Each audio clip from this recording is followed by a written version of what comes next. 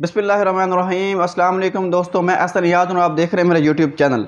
तो दोस्तों, मैं आज आपको इस व्लॉग के अंदर बताऊंगा डोनाल्ड लू के बारे में, जिसने पाकिस्तान को धमकी लगाई थी और वो क्या करता है और वो क्या करता रहा है। आप हम इसके बारे में बात करेंगे। तो दोस्तों, आज मैं आपको बताऊंगा उस लीगल डॉक्यूमेंट के बारे में भी जो कि पाकिस्तान में आया था, जिसकी बात वज़ीर आज़म प्राइम मिनिस्टर इमरान खान साहब करते हैं।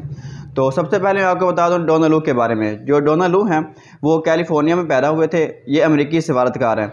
2021 से ये अहदा उनको मिला था। ये जनूबी वस्ती एशिया अमूर के मुआवन में बतौर वज़ीर ख़ारजा का भी काम करता रहा है। ये जनूबी और वस्ती एशिया के मामलात को भी देखता है और इसको जनूबी एशिया का सीनियर सफारतकार भी कहा जाता है।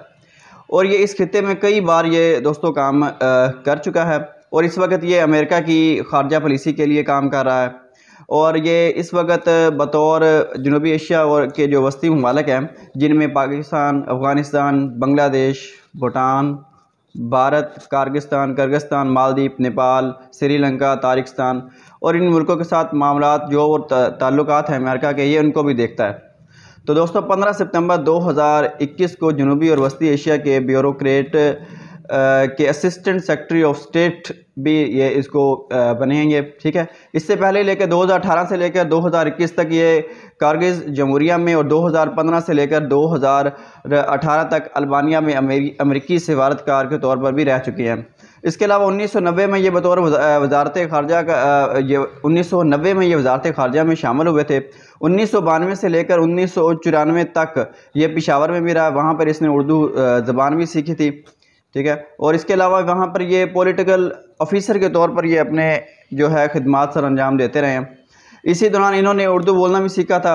1997 से लेकर 2000 तक नई दिल्ली में रहा है और कश्मीर के मामलात में और जो है कश्मीर के मामलात को भी ये देखते रहे हैं। जुलाई 2010 में नई दिल्ली हिंदुस्तान में अमेरिकी सफारत खाना और में डिप्टी चीफ ऑफ मिशन तैनात हुए।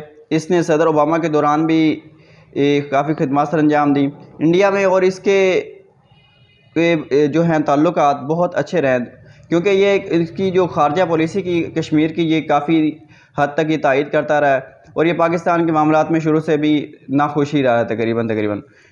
और इसके अलावा जो है आपको बताता चलूँ, अब जिसने जो धमकी लगाई है पाकिस्तान को, अब उसके बारे में आपको बता देता हूँ मैं।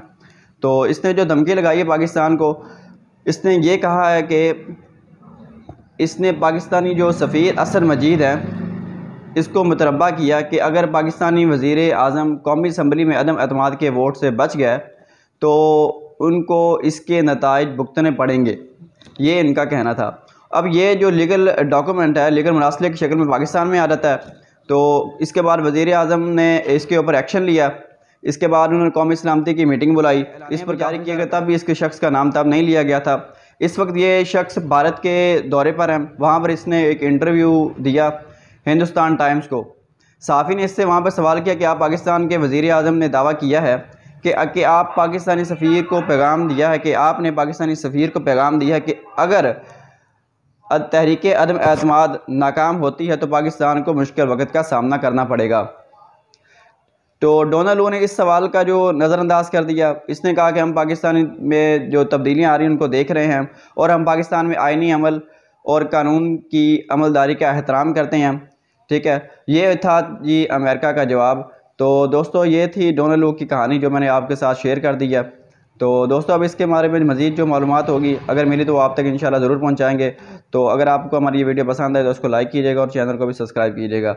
दुआ में याद रखिएगा। अल्लाह हाफ़िज़।